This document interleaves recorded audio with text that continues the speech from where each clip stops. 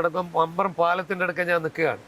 അന്നാണ് ഞാൻ ചാനലുകാരെ വിളിച്ച് ഞാൻ പറഞ്ഞത് ഞാൻ ഈ പാർട്ടി ഇന്ന് വിടുന്നത്, ഞാൻ പാർട്ടി വിടാൻ തീരുമാനിച്ചു. പറഞ്ഞത് പിണറായി വിജയനാണ്. കാരണം എന്ന് വെച്ച് കഴിഞ്ഞാൽ അദ്ദേഹം പ്രത്യേക ആക്ഷൻ കാണിച്ചു.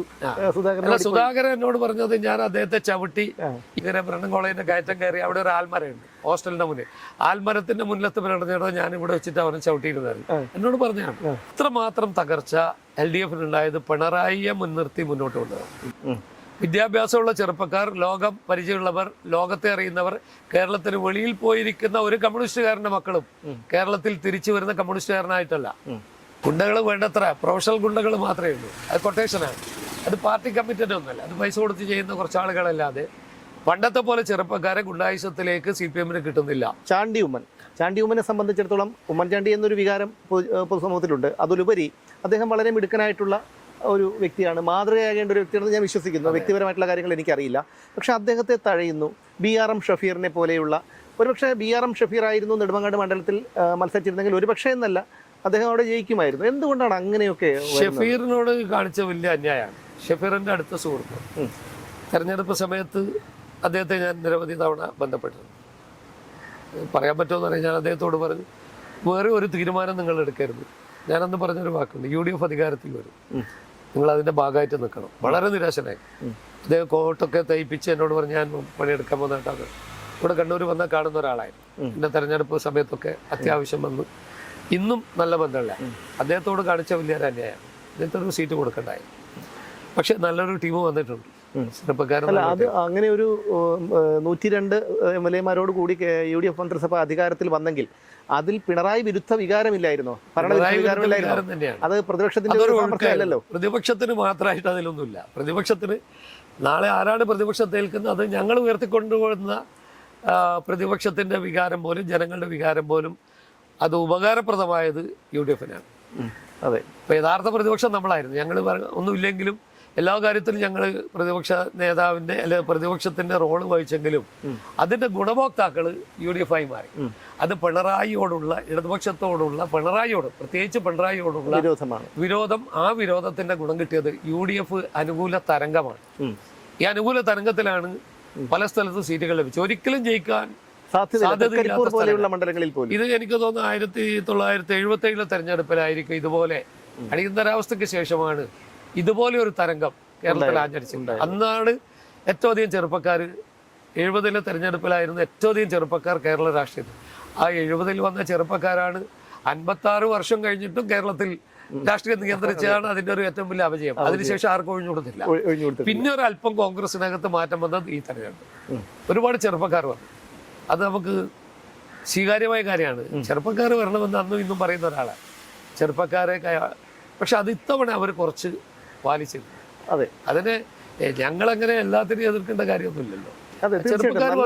ചെറുപ്പക്കാരെ വന്നതിൽ അത് ഏത് പാർട്ടിയിലായാലും ചെറുപ്പക്കാർ കടന്നു വരണമെന്ന് ആഗ്രഹിക്കുന്ന ഒരാളാണ്. അത് വന്നിട്ടുണ്ട്. അത് കുറവ് ഇത്തവണ CPM-നാണ്.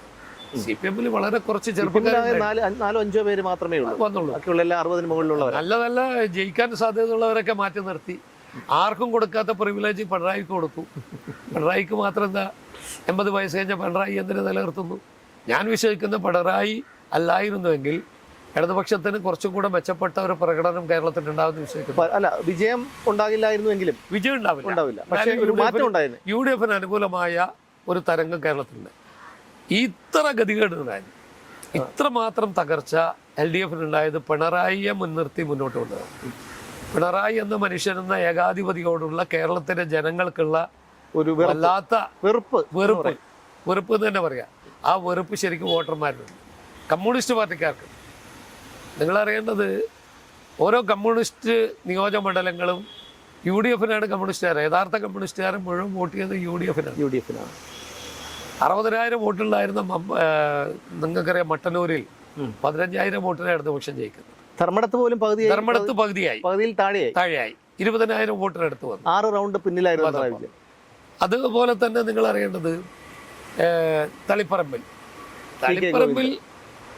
അവിടെ പിറകിൽ പോയി 40,000 വോട്ടുണ്ടായവർക്ക് 7,000 വോട്ടിന് കുഞ്ഞിഷ്ടം ജയിച്ചു. അപ്പോൾ ഇതൊക്കെ കാണുന്നത് CPM-ന്റെ റാങ്ക് ആൻഡ് ഫയൽ യഥാർത്ഥ കേഡേഴ്സ് മുഴുവൻ വോട്ട് ചെയ്തിരിക്കുന്നത്. CPM-ന് വേണ്ടി കള്ളവോട്ട് ചെയ്യാൻ പോയവർ CPM വേണ്ടി ഓപ്പൺ വോട്ട് ചെയ്യാൻ പോയവർ ഇവരൊക്കെ തന്നെ വോട്ട് ചെയ്തിരിക്കുന്നത് കോൺഗ്രസിനാണ്. വേറെ ഒന്നും ചെയ്യാൻ പറ്റില്ലല്ലോ. കാരണം പാർട്ടിയിൽ പറയാൻ കഴിയില്ല, പാർട്ടി പറഞ്ഞാൽ പാർട്ടിക്ക് പുറത്തു പോകണം, അല്ലെങ്കിൽ അവരെ നോക്കി വെച്ച് ശരിപ്പെടുത്തും. അതുകൊണ്ട് അവർക്ക് കിട്ടിയ ചാൻസ്. ആ ഒരു സ്ഥിതി കണ്ണൂരിനെ സംബന്ധിച്ചിടത്തോളം ആ ഒരു അവസ്ഥ മാറിയിട്ടില്ലേ? അതുകൊണ്ടല്ലേ TK ഗോവിന്ദനെയും B കുഞ്ഞികൃഷ്ണനെയും പോലെയുള്ളവർ കണ്ണൂരിൽ നിന്ന് പോലും പാർട്ടി വിട്ട് പുറത്തു പോയി മത്സരിച്ച് ജയിക്കുന്നത്? ഇല്ല, അതിലുള്ള ഗുണ്ടായുസത്തിന്റെ ഒരു പരിധിവരെ ഇപ്പോഴും ഗുണ്ടകളെ കിട്ടുന്നില്ല.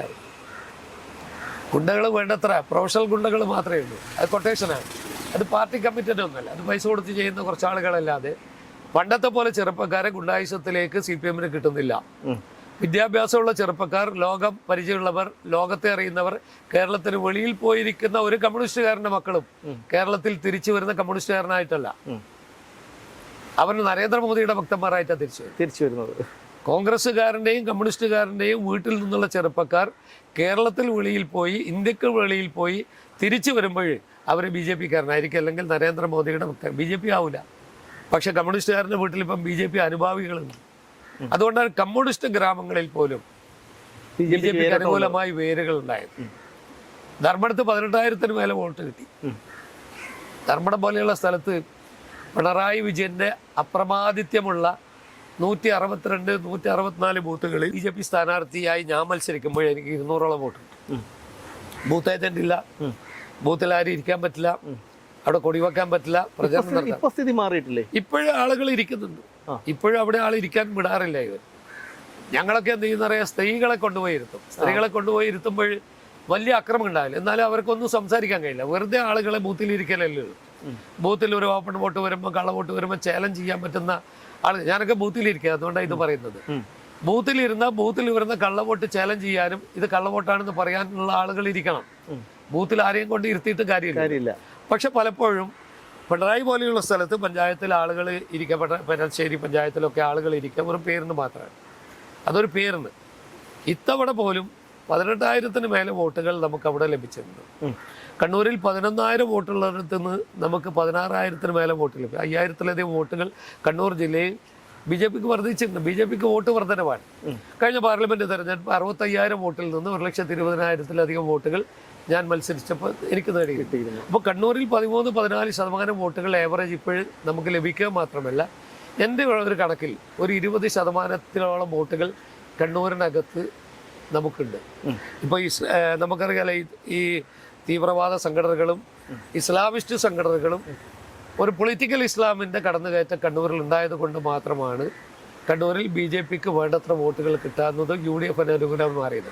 യഥാർത്ഥത്തിൽ BJP-യുടെ വോട്ട് കുറേയും കൂടെ നമുക്ക് ലഭിച്ചാൽ ഇന്നത്തെ സാഹചര്യത്തിൽ 13%-ൽ നിന്ന് ഒരു 20%-ൽ എത്തേണ്ട സാഹചര്യം കണ്ണൂരിൽ ഉണ്ട്. ഈ നേരത്തെ ഞാൻ ചോദിക്കാൻ ഒരുങ്ങിയ ചോദ്യമാണ്. അതായത് ബ്രണ്ണൻ കോളേജിനെ പറ്റി പറയുമ്പോൾ പിണറായി വിജയന്റെ ഒരു പഴയ ചൊല്ലുണ്ട്, അതിനെക്കുറിച്ച് പറയാതിരിക്കാൻ കഴിയില്ല. യഥാർത്ഥത്തിൽ അങ്ങനെ ഒരു സംഭവം ഉണ്ടോ? അദ്ദേഹത്തിന് ഒരു പ്രത്യേക ആക്ഷൻ, അതുപോലെ സുധാകരനും പിണറായി വിജയൻ തമ്മിലൊരു സംഘടനം, അങ്ങനെയൊക്കെ ഉണ്ടോ യഥാർത്ഥത്തിൽ? അതൊക്കെ ഒരു അതിഭാവുകത്വത്തിന്റെ ഭാഗമായിട്ട് പറഞ്ഞായിരിക്കും. സംഘർഷം ഉണ്ടാവും. അദ്ദേഹം ആ സമയത്തോടെ അദ്ദേഹം ബ്രണ്ണൻ കോളേജിൽ ഞാൻ മനസ്സിലാക്കുന്ന 60കളിലായിരിക്കും. 69-ലൊക്കെ സുധാകരനുണ്ട്. സുധാകരൻ പ്രീ ഡിഗ്രി വിദ്യാർത്ഥിയായിരിക്കും. ഇദ്ദേഹം പ്രീ ഡിഗ്രിയെ മാത്രമാണ് എൻ്റെ വിശ്വാസം. ഇയാൾ പറയുന്ന ഡിഗ്രി ഒന്നും അദ്ദേഹത്തിനില്ല. അദ്ദേഹത്തിൻ്റെ ഞാൻ ബയോഡേറ്റയും അദ്ദേഹത്തിൻ്റെ അഫിഡവിറ്റിലൊക്കെ അദ്ദേഹം പ്രീ ഡിഗ്രി കഴിഞ്ഞു എന്നേ പറഞ്ഞു പിണറായി വിജയൻ. പിന്നെ പ്രൈവറ്റായി പഠിച്ച് പരീക്ഷയൊക്കെ എഴുതിയിട്ടുണ്ടാവും. പക്ഷെ അന്ന് അദ്ദേഹം അവിടുത്തെ നേതാവാണ്, KSF-ന്റെ നേതാവാണ്. സുധാകരൻ 69-ന് മുന്നേ സുധാകരൻ KSU-കാരനാണ്. സുധാകരൻ അത്ര വലിയ നേതാവൊന്നുമല്ല, പക്ഷെ ശരീരഭാഷയും ശരീരമൊക്കെ ഉള്ളതുകൊണ്ട് KSU-വിൻ്റെ ഒരു താലൂക്ക് തലത്തിലുള്ള നേതാവിനപ്പുറം സുധാകരൻ ഉണ്ടായിരുന്നില്ല. പക്ഷെ 60കളിൽ സുധാകരൻ അവിടെയുണ്ട്. ഈ പറഞ്ഞ ആക്ഷനൊക്കെ നടത്തിയെന്ന് സുധാകരൻ പറയുന്നത്, സുധാകരൻ സ്വകാര്യ സമ്മേളനത്തിൽ പറയും ഞാൻ ചവിട്ടി എന്നൊക്കെ എന്നോടും പറയാറുണ്ട്. കഴിഞ്ഞ അദ്ദേഹത്തിൻ്റെ തെരഞ്ഞെടുപ്പ് സമയത്ത് ബ്രണ്ണൻ കോളേജിൻ്റെ ആൽമരത്തിൻ്റെ അതിലൂടെ പോകുമ്പോൾ എന്നോട് ഞാൻ ഇവിടെ വെച്ചിട്ട് ഇവനെ ചവിട്ടി എന്നൊക്കെ എന്നോട് പറഞ്ഞു. ചവിട്ടി കാണും, പക്ഷേ ഇദ്ദേഹം പറയുന്ന പോലെ ആക്ഷനൊന്നും ഉണ്ടാവില്ല. കാരണം 69 കഴിഞ്ഞിട്ടാണെങ്കിൽ സുധാകരൻ അന്ന് കോൺഗ്രസിനോടൊപ്പമല്ല. 69-ന് മുന്നേ ആണെങ്കിൽ സംഘർഷം ഉണ്ടാവും. പക്ഷേ ഈ ചവിട്ടും തടവൊക്കെ ഉണ്ടാവാനുള്ള സാഹചര്യം ഇല്ലാതിരിക്കില്ല. കാരണം അല്ല, അത് പറഞ്ഞത് പിണറായി വിജയനാണ്. കാരണം എന്താ വെച്ച് കഴിഞ്ഞാൽ അദ്ദേഹം പ്രത്യേക ആക്ഷൻ കാണിച്ചു. സുധാകരൻ എന്നോട് പറഞ്ഞത് ഞാൻ അദ്ദേഹത്തെ ചവിട്ടി, ഈ ആളിന്റെ സ്ഥലത്ത് വെച്ച് ഞാൻ അദ്ദേഹത്തെ ചവിട്ടി, അദ്ദേഹം മറിഞ്ഞു വീണെന്ന് സുധാകരൻ എന്നോട് നേരിട്ട് പറഞ്ഞിട്ടുണ്ട്. എപ്പോഴെന്ന് പറഞ്ഞാൽ തെരഞ്ഞെടുപ്പിന് ഞങ്ങൾ ഈ വാഹനത്തിൽ പോകുമ്പോൾ ഇങ്ങനെ ബ്രണ്ണൻ കോളേജിന്റെ കയറ്റം കയറി അവിടെ ഒരു ആൽമരമുണ്ട് ഹോസ്റ്റലിന്റെ മുന്നിൽ. ആൽമരത്തിന്റെ മുന്നിലത്ത് പറഞ്ഞിടോ ഞാൻ ഇവിടെ വെച്ചിട്ട് അവനെ ചവിട്ടിയിരുന്നായിരുന്നു എന്നോട് പറഞ്ഞാണ്. ചിലപ്പോൾ ചവിട്ടിക്കാണും. സുധാകരന്റെ ശരീരഭാഷയും ഒക്കെ അതിന് പറ്റിയത് തന്നെയാണ്. ശരീരമുണ്ട്, ആരോഗ്യമുണ്ട്, അദ്ദേഹത്തിന് അങ്ങനെയുള്ള ഒരു ധൈര്യമുണ്ട് എന്നുള്ള ഒരാളാണ്. ഞാൻ പലപ്പോഴും അദ്ദേഹത്തിന്റെ ധൈര്യമൊക്കെ കണ്ടിട്ടുണ്ട്. പ്രവൃത്തിക്കാരോടൊപ്പം നിൽക്കുമ്പോൾ ധൈര്യം കാണിക്കുന്ന ഒരാളാണ്. പക്ഷെ ഈ പറഞ്ഞ പോലെ ആക്ഷൻ ഒന്നും ഉണ്ടാവില്ല. പിന്നെ അന്നത്തെ കാലത്ത് തലശ്ശേരി ബ്രണ്ണൻ കോളേജിൽ അങ്ങനെ ABVP അയാൾ പറഞ്ഞ ആ വാളിനൂടെ, RSSന്റെ വാളിനൂടെ ബ്രണ്ണൻ കോളേജ്, അതൊക്കെ പറയുന്ന വെറും പിടുത്താണ്. അങ്ങനെയൊന്നുമല്ല. അദ്ദേഹം ഇതൊക്കെ വെറുതെ അതൊക്കെ ഇങ്ങനെ എന്താ പറയാ, നമ്മുടെ ആളുകളെ രോമാഞ്ചം ഉണ്ടാക്കാൻ പറഞ്ഞു വെച്ചാൽ വിട്ട് പ്രത്യേക ആക്ഷൻ, ആ വാളിലൂടെ കടന്നുപോയി എന്നൊക്കെ ഇദ്ദേഹം മംഗലാപുരത്ത് വെച്ചാണ് പ്രസംഗിച്ചത്. അന്ന് കോൺഗ്രസിന്റെ ആള് അല്ലേ, മംഗലാപുരത്ത് വെച്ചാണ് പറഞ്ഞാൽ ഇത്രയുള്ള വാടിവാളിന്റെ മുന്നിലൂടെ. പക്ഷെ അദ്ദേഹത്തിന്റെ ഒരു ക്രിമിനൽ മൈൻഡ് അദ്ദേഹത്തിന് ഉണ്ടായിരുന്നു എന്നാണ് ഞങ്ങളുടെ ചരിത്രവും അന്ന് മുതൽ. അതിനെ എന്തെങ്കിലും സാധൂകരിക്കുന്ന ഇപ്പൊ വാടിക്കൽ രാമകൃഷ്ണൻ, ആദ്യത്തെ കേരളത്തിലെ കൊലപാതകം, രാഷ്ട്രീയ കൊലപാതകം, വാടിക്കൽ രാമകൃഷ്ണന്റെ കൊലപാതകത്തെ പ്രതിയാണെന്ന് പറഞ്ഞിട്ടുണ്ട്. ഒന്നാം പ്രതിയായിരുന്നു. ഒന്നാം പ്രതിയായിരുന്നു. അതിൽ പ്രതിയായിരുന്നു എന്ന് പറഞ്ഞിട്ടുണ്ട്. അദ്ദേഹത്തിന് അങ്ങനെ ഒരു ക്രിമിനൽ മൈൻഡ് ഉണ്ടാവും എന്നാണ് എൻ്റെ വിശ്വാസം. അല്ലാതെങ്കിൽ 2021 തെരഞ്ഞെടുപ്പ് കഴിഞ്ഞ് അദ്ദേഹത്തിന്റെ ഒരു ദിവസം കഴിയുമ്പോഴാണ് അദ്ദേഹത്തിന്റെ വീട്ടിന് മുന്നിൽ വെച്ച് രമിത്ത് എന്ന് പറയുന്ന രമിത്തിനെ കൊലപാതകം. ഒരു RSSന്റെ പ്രവർത്തകൻ, ഒരു സാധാ പ്രവർത്തകൻ. വർഷങ്ങൾക്ക് മുന്നേ അവന്റെ അച്ഛനായ ഉത്തമൻ എന്ന് പറയുന്ന നമ്മുടെ ബലിദാനിയെ വർഷങ്ങൾക്ക് മുന്നേ തിലങ്കേരിയിൽ വെച്ച് കൊന്നയാണ്. അല്ല, അത് തന്നെ രക്ഷാപ്രവർത്തനം എന്ന് സാധൂകരിച്ച എല്ലാ രക്ഷാപ്രവർത്തനാണ്. അദ്ദേഹത്തിന്റെ രക്ഷാപ്രവർത്തകന്മാരൊക്കെ ഇപ്പൊ ജയിലിൽ കിടക്കാൻ. അതിൽ ഈ സുധാകരനും പിണറായി വിജയനും തമ്മിലുള്ള ഒരു ശത്രുത അത് വലിയ എല്ലാവർക്കും അറിയുന്നതാണ്. എന്താണ് അത്?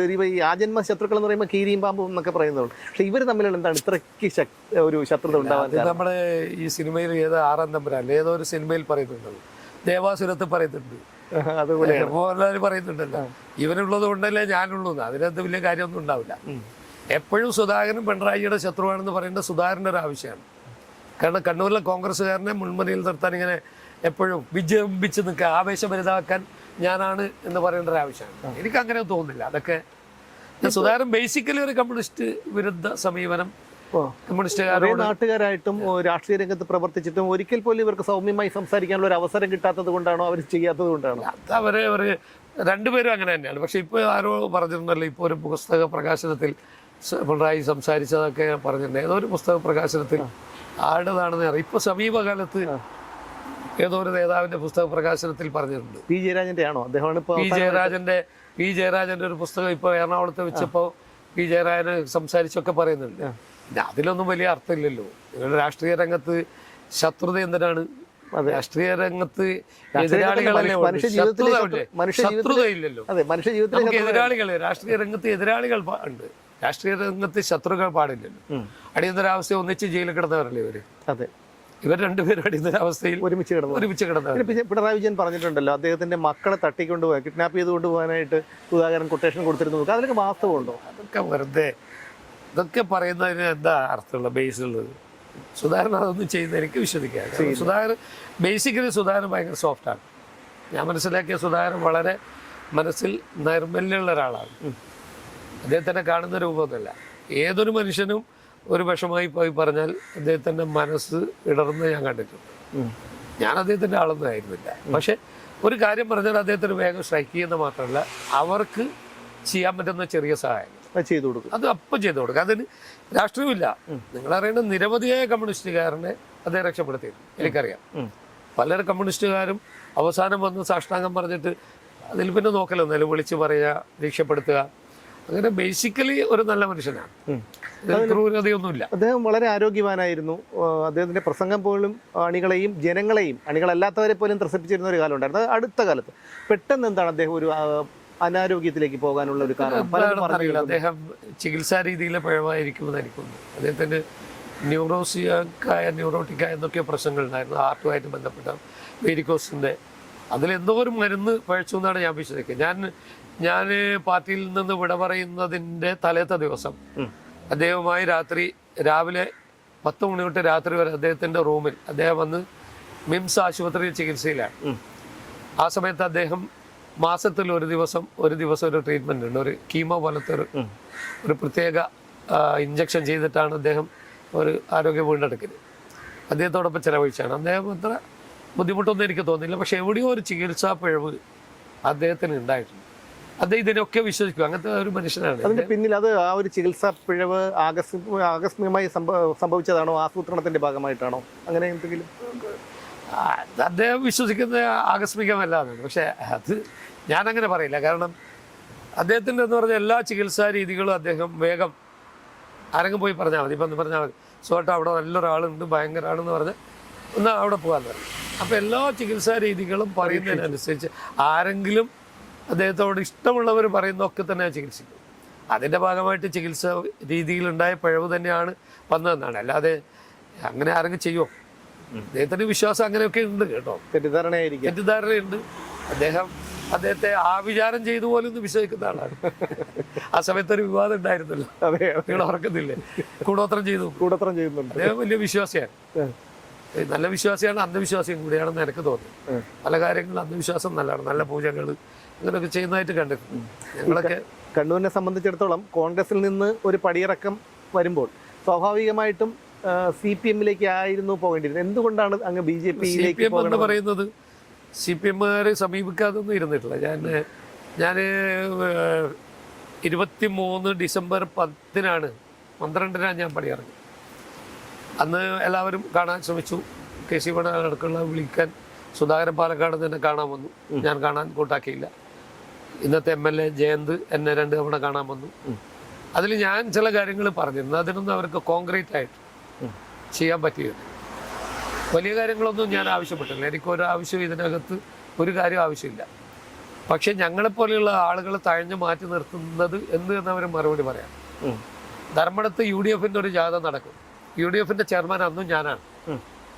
UDF-ന്റെ ചെയർമാനായ എന്നെ, ധർമ്മടത്ത് മത്സരിച്ച സ്ഥാനാർത്ഥിയായ എന്നെ, MM ഹസനും KC വേണുവിനും പങ്കെടുക്കുന്ന ഒരു പരിപാടിയിൽ എന്നെ വിളിക്കുന്നില്ല. ഞാൻ ക്ഷണിച്ചിട്ടില്ല. ഞാൻ അന്നാണ് ഞാൻ പറയുന്ന പത്രക്കാരെ, ഞാൻ ആ പരിപാടിയിൽ ധർമ്മടത്ത് മമ്പറത്ത് വെച്ച് നടക്കും. മമ്പറം പാലത്തിൻ്റെ അടുക്ക ഞാൻ നിൽക്കുകയാണ്.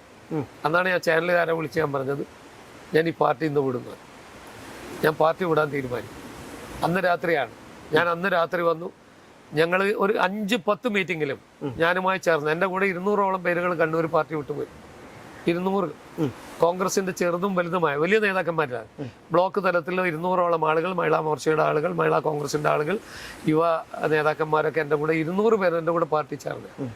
ഈ ആളുകളെ ഞാൻ ഒരു 5 തവണയെങ്കിലും വിളിച്ചിട്ട് അവിടെ അഭിപ്രായം പറഞ്ഞിട്ട്, ഞങ്ങൾ എന്താണ് ഇനി ഭാവി, ഇനി ഏതായാലും ഞാൻ കോൺഗ്രസ്സിലില്ല, നിങ്ങൾ എൻ്റെ കൂടെ വന്നാൽ നല്ലത്, നിങ്ങൾ വരുന്നില്ലെങ്കിൽ എനിക്ക് സന്തോഷമൊന്നുമില്ല, നിങ്ങൾക്ക് നിങ്ങളുടെ തീരുമാനം. ഒറ്റക്കെട്ടായി ഐക്യകണ്ഠേന തീരുമാനം എടുത്തത്, നിങ്ങൾ പോകുന്നെങ്കിൽ ഭാരതീയ ജനതാ പാർട്ടിയുമായി സഹകരിച്ചു പോകണം. കാരണം കണ്ണൂരിലെ കോൺഗ്രസ്സുകാരൻ്റെ ഒരു മനസ്സ് CPM-ആയിട്ട് അടുത്ത് നിൽക്കാനുള്ള മനസ്സില്ല. ഞാനുമായിട്ടും എല്ലാ നേതാക്കന്മാരും ബന്ധപ്പെട്ടു. അവസാനത്തെ ഞാൻ പാർട്ടി വിടുന്നതിൻ്റെ അവസാനത്തെ 8 മണിക്ക് വന്ന് തിരുവനന്തപുരത്തു നിന്നുള്ള കോളാണ്. അന്ന് പറഞ്ഞിരിക്കുന്നത്, നിങ്ങൾ എന്ത് ഉദ്ദേശിക്കുന്നു അത് എന്നോട് പറഞ്ഞാൽ മതി, പക്ഷെ എൻ്റെ നവകേരള യാത്രയുടെ അവസാന ദിവസം നിങ്ങൾ പാർട്ടിയിൽ എന്നോടൊപ്പം ഉണ്ടാവണം എന്ന് പറഞ്ഞ തിരുവനന്തപുരത്തെ ഒരു കോൾ. അതാരാന്ന് ഞാൻ പറയുന്നത്, വലിയ നേതാക്കന്മാരെ, പല നേതാക്കന്മാരും ഞാനുമായി സൗഹൃദമുള്ള എല്ലാ CPM-ൻ്റെ നേതാക്കന്മാരും ഞാൻ നല്ല ബന്ധമാണ്. വിജയരായ എൻ്റെ സമകാലീനാണ്. അദ്ദേഹം നിർമ്മലേരി കോളേജിലും ഞാൻ SM കോളേജിലൊക്കെ പഠിക്കുമ്പോൾ അദ്ദേഹം. P. ശശി എൻ്റെ തൊട്ട സീനിയറായ SM കോളേജിൽ പഠിക്കുകയും അദ്ദേഹത്തെ KSU-കാരൻ എന്നുള്ള രീതി പരാജയപ്പെടുത്ത ആളുകളൊക്കെ നമ്മളാണ്. അദ്ദേഹം മത്സരിക്കുമ്പോൾ നമ്മൾ പരാജയപ്പെടും. എല്ലാവരുമായിട്ട് നല്ല ബന്ധമുണ്ട്. വിജയരായിട്ട് നല്ല ബന്ധമുണ്ട്, EP ആയിട്ട് നല്ല ബന്ധമുണ്ട്, DK ഗോവിന്ദ മാഷായിട്ട് നല്ല ബന്ധമുണ്ട്. അങ്ങനെ പല ആളുകളും നിങ്ങൾ BJP-യിൽ പോകരുത് എന്ന് ഉപദേശിച്ചവരാണ്. പക്ഷെ എന്നെ സംബന്ധിച്ചിടത്തോളം എൻ്റെ മുന്നിൽ BJP ആയിരുന്നു നല്ലത് എന്ന് എനിക്ക് പിൽക്കാലത്ത് തോന്നിയില്ല. ഇപ്പം എനിക്ക് ആ ബോധ്യത്തില്ല. ഞാൻ ഏറ്റവും നല്ലൊരു ഇടത്തിലെത്തി എന്നുള്ള വിശ്വാസമാണ്. കാരണം വലിയ അംഗീകാരം, പാർട്ടി തരുന്ന പരിഗണനകൾ, ഞങ്ങളൊരു ബൂത്തിൽ പോലും, ഒരു നിയോജകമണ്ഡലത്തിൽ പോലും വിളിക്കേണ്ട എന്ന് തീരുമാനിക്കുന്ന ഒരു പാർട്ടിയിൽ നിന്ന് 2 തവണ പാർട്ടിയുടെ 400 പേരിൽ ഒരാളാകാൻ കഴിഞ്ഞില്ല. 400 BJPയുടെ സ്ഥാനാർത്ഥി ഇന്ത്യയിൽ മത്സരിക്കുമ്പോൾ നരേന്ദ്രമോദിജിയുടെ അതേ ലിസ്റ്റിൽ 13,000 ഞാനുണ്ട്. ഞാൻ പാർട്ടിയിൽ ചേർന്ന് 3ാമത്തെ ദിവസം ഞാൻ പാർട്ടിയുടെ അഖിലേന്ത്യാ കമ്മിറ്റിയിൽ ഭാഗമാണ്. പാർട്ടി 1 മാസം കഴിഞ്ഞപ്പോൾ എന്നെ സ്ഥാനാർത്ഥിയാക്കും. അത് കഴിഞ്ഞിട്ട് എനിക്ക് ചുമതലകൾ തരുന്നു. പാർട്ടിയുടെ അഖിലേന്ത്യാ സമിതിയിൽ അംഗമാകും. ഒപ്പം തന്നെ കഴിഞ്ഞ അസംബ്ലി തെരഞ്ഞെടുപ്പിൽ പാർട്ടി എന്നെ മത്സരിപ്പിക്കുന്നു. അതിൽ കൂടുതൽ എനിക്കെന്ത് വേണം? വിജയിക്കുക എന്നുള്ള മാത്രമല്ലല്ലോ, ഒരു പൊതുപ്രവർത്തകരെ സംബന്ധിച്ചിടത്തോളം പാർട്ടി തരുന്ന അംഗീകാരങ്ങൾ, അത് കഴിഞ്ഞിട്ട് പാർട്ടി വേറൊരു ഉത്തരവാദിത്വവും ഗവൺമെൻറ് തരത്തിൽ ഉത്തരവാദിത്വം. ഞാനിപ്പോഴും സിവിൽ ഏവിയേഷൻ്റെ ഭാഷാ വിഭാഗത്തിലെ ഒരു അഡ്വൈസറാണ്, അതിൻ്റെ ഒരു മെമ്പറാണ്. അതൊക്കെ പാർട്ടി തരുന്ന അംഗീകാരം. കോൺഗ്രസിനകത്ത് 1973 സജീവമായി പ്രവർത്തിച്ച് ഒന്നും പ്രതീക്ഷിക്കാതെ നിൽക്കുന്ന ഒരാളെ ഒരു കമ്മിറ്റിക്ക് പോലും വിളിക്കേണ്ടെന്ന് തീരുമാനിക്കുന്നിടത്ത് നിന്ന് ഇന്ത്യ ഭരിക്കുന്ന 3ാം തവണ ഇന്ത്യ ഭരിക്കുന്ന പാർട്ടിയുടെ ഭാഗമായി നിൽക്കാൻ സാധിച്ചത് അഭിമാനം തന്നെ. നരേന്ദ്രമോദിജിയോടൊപ്പം ഒരു സ്ഥലത്ത് നിൽക്കുക എന്ന് പറഞ്ഞാൽ തന്നെ വലിയ അഭിമാനമാണ്. അപ്പോൾ BJP കേരളത്തിൽ ഭരണം പിടിക്കുമെന്ന് തന്നെയാണ് അങ്ങ് പ്രതീക്ഷിക്കുന്നത്? BJPക്ക് അനുകൂലമായ സാഹചര്യം ഈ തരംഗത്തിൽ നമ്മൾ കുറച്ച് പുറകോട്ട് പോയിരുന്നേ. അവിടെ ഒരു ഘടകം, ഒരു പ്രധാന പ്രശ്നമുണ്ട്. കാരണം ശബരിമല സ്വർണ്ണക്കൊള്ള കേസ് 2018 നടന്ന യുവതീ പ്രവേശനവുമായി ബന്ധപ്പെട്ട് വലിയ രീതിയിൽ അതിനെ രാഷ്ട്രീയ ആയുധമാക്കിയ BJP ശബരിമല സ്വർണ്ണക്കൊള്ള കേസിൽ ഒരു നിലപാടെടുത്തില്ല, അല്ലെങ്കിൽ അത് വേണ്ട രീതിയിൽ ഫലപ്രദമായി വിനിയോഗിച്ചില്ല എന്നൊരു ആരോപണം മാത്രമല്ല വിനിയോഗിച്ചില്ല എന്നുള്ളത് തന്നെയാണ് എനിക്ക് പറയാനുള്ളത്. പക്ഷെ ഞങ്ങൾ ചെയ്യേണ്ട വേദികളിലൊക്കെ സമരമായിട്ട് മുന്നോട്ട് പോയിട്ടുണ്ടായിരുന്നു. പക്ഷെ അതിൻ്റെ ഗുണമൊക്കെ കിട്ടിയത് ഈ പാട്ട് പോലും അവർക്കല്ലേ ഗുണം കിട്ടിയത്. സ്വർണം കിട്ടവൻ ആരപ്പ എന്നുള്ള പാട്ടിൻ്റെ ഗുണം പോലും കിട്ടിയതാണ്. അത് ഞങ്ങളുണ്ടാക്കിയ പാട്ടുണ്ട്, ഞങ്ങളും ആ പാട്ടിൻ്റെ ആളായിരുന്നു. പക്ഷെ അതിൻ്റെ ഗുണമൊക്കെ കിട്ടിയിരിക്കുന്നത് കോൺഗ്രസിനായിരുന്നു. പിന്നെ കേരളത്തിലുണ്ടായിരുന്ന ഞാൻ പറയാലോ പൊളിറ്റിക്കൽ ഇസ്ലാമിൻ്റെ വളർച്ച, ജമാഅത്ത് ഇസ്ലാമിയുടെ കടന്നുകയറ്റം, ജമാഅത്ത് ഇസ്ലാമി ഈ മുസ്ലിം വോട്ടുകൾ ഏകോപിപ്പിക്കുന്നതിൽ വഹിച്ച പങ്ക്, ഈ പങ്കൊക്കെ കേരളത്തിൽ ഈ ഭരണമാറ്റത്തിൽ തിരിച്ചടിയായി. ഇത്തവണ ഏറ്റവും അധികം ഇസ്ലാമിക രാഷ്ട്രീയം കേരളത്തിൽ നടപ്പാക്കിയിട്ടുണ്ട്. ഞാനക്ക് ഒക്കെ അറിയുന്നതാണ്. നമുക്കറിയാം, ഇതുവരെ ഇല്ലാത്ത ആവേശത്തിലായിരുന്നു ജമാഅത്ത് ഇസ്ലാമിയുടെ സ്ത്രീകളടക്കമുള്ള ആളുകൾ UDFന് വേണ്ടി വീടുകളിൽ കയറി വോട്ട് വെച്ചു. ജമാഅത്ത് ഇസ്ലാമി എന്ന് പറയുന്നത് ഇന്ത്യയിലെ ഏറ്റവും വലിയ വിഘടിത ശക്തിയാണ് അല്ലേ? നമുക്കറിയാം, ഇന്ത്യയുടെ മോചനം ഇസ്ലാമിലൂടെ എന്ന് പറയുന്ന സിമിയുടെ ആളുകളല്ലേ? ഇന്ത്യയുടെ മോചനം ഇസ്ലാമിലൂടെ എന്ന് പറഞ്ഞ മുദ്രാവാക്യം ചുമരൊക്കെ എഴുതി വെച്ചിരിക്കുന്ന ആളുകളുടെ പിന്തുടർച്ചക്കാരായ ജമാഅത്ത് ഇസ്ലാമി, അതിൻ്റെ യഥാർത്ഥ ആളുകൾ ഇന്ന് കോൺഗ്രസിനെ നിയന്ത്രിക്കുന്ന ഒരു സാഹചര്യം. അത് അപകടമല്ലേ? വളരെ അപകടമാണ്. അത് പാർട്ടിക്കല്ല. കേരളത്തിൽ അതിൽ ഇടത് വലത് മുന്നണികൾ ഇവരെ തരാതരം അവരെ കൂട്ടിച്ചേർന്നിട്ടുണ്ട്. കോൺഗ്രസിനോടൊപ്പം ജമാഅത്ത് ഇസ്ലാമി ആണെങ്കിൽ SDP എന്ന് പറയുന്ന പാർട്ടി കുറച്ചെങ്കിലും ഒരു പരിധി വരെ കഴിഞ്ഞ തെരഞ്ഞെടുപ്പ് വരെ ഇടതുപക്ഷത്തിൻ്റെ കേഡർമാരായിരുന്നു. പകൽ സമയത്ത് CPMൻ്റെ കേഡറും രാത്രിയാകുമ്പോൾ SDP-ക്കാരായിരുന്നു. ഇതിന് നമുക്കറിയാം, അടുത്ത പഞ്ചായത്തായ മുഴപ്പലങ്ങാട് പോലും CPMൻ്റെ സഹായത്തോടു കൂടിയായിരുന്നു. അന്ന് കോൺഗ്രസിൻ്റെ ഭരണം തകർക്കാൻ CPMൻ്റെ സഹായത്തോടു കൂടി 4-5 ആളുകളെ വിജയിപ്പിച്ചിട്ടുണ്ട്. ഇന്നും 5-6 മെമ്പർമാരുടെ സ്ഥലമാണ് മുഴപ്പലങ്ങാട് പഞ്ചായത്ത്. ഇരിട്ടി മുനിസിപ്പാലിറ്റി. ഈ ഇരിട്ടി മുനിസിപ്പാലിറ്റി കോൺഗ്രസിനെ അന്നത്തെ കാലത്ത് അശക്തരാക്കുന്നതിന് വേണ്ടി SDP-ക്ക് പിന്തുണ കൊടുക്കും. അപ്പോൾ SDP-യും ജമാഅത്ത് ഇസ്ലാമിയും തരാതരം ഉപയോഗിക്കുന്ന 2 പാർട്ടികളാണ്. അത് CPMന് ഇപ്പം പാഠം പഠിച്ചിട്ടുണ്ട്. ഇത്തവണ SDPക്കാരുടെ ഒരു വിഭാഗം പോലും CPMനെ കൈയൊഴിഞ്ഞു എന്നുള്ളതിടത്താണ് കേരളത്തിൽ വർഗീയ രാഷ്ട്രീയം കടന്നു വന്നിട്ടുണ്ട് എന്ന് പറഞ്ഞ ഒരു സാഹചര്യം ഉണ്ടായിരുന്നു. CPM അത് വിലയിരുത്തിയിട്ടുണ്ട്. ജമാഅത്ത് ഇസ്ലാമി കോൺഗ്രസിനോടൊപ്പം നിൽക്കുകയും SDP-യുടെ പകുതി വരുന്ന ആളുകൾ, നല്ലൊരു ശതമാനം ആളുകൾ CPMനെ കൈയൊഴിഞ്ഞ് അവരും പൊളിറ്റിക്കൽ ഇസ്ലാമിൻ്റെ ഭാഗമായി കോൺഗ്രസിനോടൊപ്പം ചേർന്നിട്ടുണ്ട്. അതിൻ്റെ ഗുണം അവർക്ക് ലഭിച്ചു. ഈ രമേശ് ചെന്നിത്തലയുമായും KC വേണുഗോപാലുമായിട്ടൊക്കെ വളരെയധികം വർഷങ്ങളുടെ ബന്ധമുള്ളതാണ് പാണക്കാട് കുടുംബം. പക്ഷേ ഇത്തവണ VD സതീശൻ തന്നെ മുഖ്യമന്ത്രിയാകണമെന്ന ഒരു നിലപാടിൽ അവർ ഉറച്ചു നിന്നു. അതെന്താണ്? അതിൻ്റെ പിന്നിൽ എന്തെങ്കിലും കാരണമുണ്ടോ? അവരുടെ കാര്യങ്ങളിൽ എനിക്ക് തോന്നുന്നത് മറ്റു 2 പേരും ഒരു അഴകുഴമ്പൻ സമീപനം, കുറച്ചുകൂടെ ഇസ്ലാമിസ്റ്റ് കാര്യങ്ങൾ നടത്താൻ സതീശനായിരിക്കും നല്ലത് അവർക്ക് തോന്നിയിട്ടുണ്ടാകും. കാരണം ഇതുവരെയുള്ള അവരുടെ അനുഭവങ്ങൾ, നിലപാടിലുള്ള ചില തീരുമാനങ്ങൾ, അദ്ദേഹം ഉറച്ച തീരുമാനങ്ങൾ, അപ്പോൾ അവർ കുറച്ചുകൂടെ വിശ്വസിച്ച അയാളെ ആയിരിക്കും എന്നാണ് എൻ്റെ വിശ്വാസം. ബാക്കിയുള്ളവർ ചിലപ്പോൾ അങ്ങനെ അണ്ടർസ്റ്റാൻഡിങ് ആവണമെന്നില്ലല്ലോ. അതെ അതെ. രമേശ് കുറച്ചും കൂടെ ബാലൻസ് ചെയ്ത് പോകാൻ ആഗ്രഹിക്കുന്നതാണ്. അതുകൊണ്ടായിരിക്കും രമേശിനേക്കാളും തീവ്രമായ നിലപാടുള്ള സതീശനെ അവർ അനുകൂലിച്ചെന്നാണ് എൻ്റെ വിശ്വാസം. ചിലപ്പം തെറ്റായിരിക്കാം. അതുപോലെ തന്നെ SFIO, ED, അങ്ങനെയുള്ള കസ്റ്റംസ് ഉൾപ്പെടെയുള്ള ഏജൻസികൾ, കേന്ദ്ര ഏജൻസികൾ അന്വേഷണം പിണറായി വിജയനും മകൾക്കുമെതിരെയൊക്കെ നടത്തിയിട്ടുണ്ട്. ഈ തെരഞ്ഞെടുപ്പിന് മുമ്പ് ഉണ്ടായിരുന്ന ഒരു ആരോപണം BJP ഈ പിണറായി വിജയനെ സംരക്ഷിക്കുന്നു. അതായത് ഒരു തവണ കൂടി CPM-നെ അധികാരത്തിൽ കൊണ്ടുവന്ന് കോൺഗ്രസിനെ പൂർണ്ണമായി തകർക്കുകയും അടുത്ത തവണ BJPക്ക് അധികാരത്തിൽ വരികയും ചെയ്യാനുള്ള ഒരു തന്ത്രത്തിൻ്റെ ഭാഗമാണെന്ന് ജനങ്ങൾ ഒരു ആരോപണം ഉന്നയിച്ചിരുന്നു. ഒരു തോന്നൽ അവർക്കുണ്ടായിരുന്നു. പക്ഷെ അത് ശരിയല്ലേ ഒരു വിധത്തിൽ? അതിലൊന്നും വലിയ അർത്ഥങ്ങളില്ല. ഇപ്പം നമ്മളെ കണ്ണൂർ പോലെയുള്ള സ്ഥലത്ത് ഇടതുപക്ഷത്തിന് അനുകൂലമായി ചിന്തിക്കണം എന്ന് പോലും പറയാൻ കഴിയില്ല. 100ഓളം ബലിദാനികളുടെ കണ്ണൂരിൻ്റെ മണ്ണിൽ വെച്ചിട്ട് ഒരു CPM-ന് അനുകൂലമായി മനസ്സുകൊണ്ടെങ്കിൽ ചിന്തിക്കാൻ കണ്ണൂരിലെ BJP-ക്കാർക്ക് സാധിക്കും. അല്ല, പക്ഷെ അതല്ല.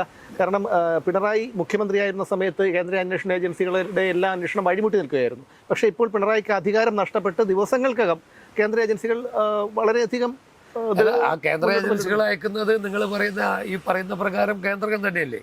കേന്ദ്രം തന്നെയാണ്. പക്ഷേ ഇപ്പോഴും വരാനുള്ള പ്രത്യേക സാഹചര്യമൊന്നുമില്ലല്ലോ. ഇല്ല. അതിനന്ന് ഭരിക്കുന്ന ഒരു പാർട്ടിക്ക് അതിനെ തടയിടാനുള്ള സ്റ്റേറ്റ് തലത്തിലുള്ള ചില സംവിധാനങ്ങൾ ഉണ്ടാവും. ആ സംവിധാനങ്ങൾ വെച്ച് തടയിട്ടെന്നേ ഉള്ളൂ. ഇന്നിപ്പം ഭരണം മാറിയത് കൊണ്ട് കേന്ദ്ര ഏജൻസികൾ സജീവമായിട്ടുണ്ട്. ആ കേന്ദ്ര ഏജൻസികൾ അന്വേഷിക്കും, യഥാർത്ഥ പ്രതികളിലേക്ക് എത്തിച്ചേരും. ഇപ്പൊ വീണയൊന്നും അല്ലല്ലോ പ്രതി. വീണയൊക്കെ ഇതിന്റെ ഒരു ഭാഗം മാത്രമല്ലേ. വീണക്ക് കൊടുത്തിരിക്കുന്ന ആനുകൂല്യങ്ങളൊക്കെ പിണറായിയെ കണ്ടു കൊടുത്തല്ലേ. അല്ലെ പിണറായി വീണക്ക് എന്തിനാ കമ്മീഷൻ കൊടുക്കുന്നത്? വീണ ആരാണ്? അതെ അതെ. വീണക്ക് കമ്മീഷൻ കൊടുത്തത് ചെയ്യാത്ത സേവനത്തിന് വീണക്ക് ഏതെങ്കിലും ഒരു തുക കൊടുത്തിട്ടുണ്ടെങ്കിൽ അത് പിണറായിയുടെ ബലത്തിൽ കൊടുക്കുന്നതല്ലേ. വീണക്ക് ഒരു ഉദ്യോഗം കൊടുക്കുന്നുണ്ട്, അത് പിണറായിയുടെ ബലത്തിൽ മകളായതുകൊണ്ടാണ്. പിണറായിയുടെ മകനൊരു ജോലി കൊടുക്കുന്നത് പിണറായിയുടെ മകനും മകളും ലോകത്തിൽ അറിയപ്പെടുന്ന ടെക്നോളജിസ്റ്റ് ആയതുകൊണ്ടല്ലോ, ടെക്കി ആയതുകൊണ്ടല്ലോ അവർക്ക് കൊടുക്കുന്നത് എന്താണ്? പിണറായിയുടെ മക്കൾ എന്നുള്ള പരിഗണനയിൽ കിട്ടിയിരിക്കുന്ന ഇമ്മ്യൂണിറ്റി. ആ ഇമ്മ്യൂണിറ്റിയാണ് അവരുപയോഗിച്ചത്. അതുകൊണ്ട് അതിന്റെ യഥാർത്ഥ പ്രതി പിണറായി അല്ലേ. പിണറായിലേക്ക് എത്തുമെന്നാണ് എൻ്റെ വിശ്വാസം. ഉറപ്പായും.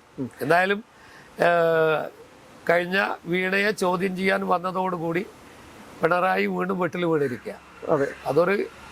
അത് ED പോലെയുള്ള ഒരു സംഘടനക്ക് ഒരു അഭിമാന പ്രശ്നമായി മാറിയിട്ടുണ്ട്.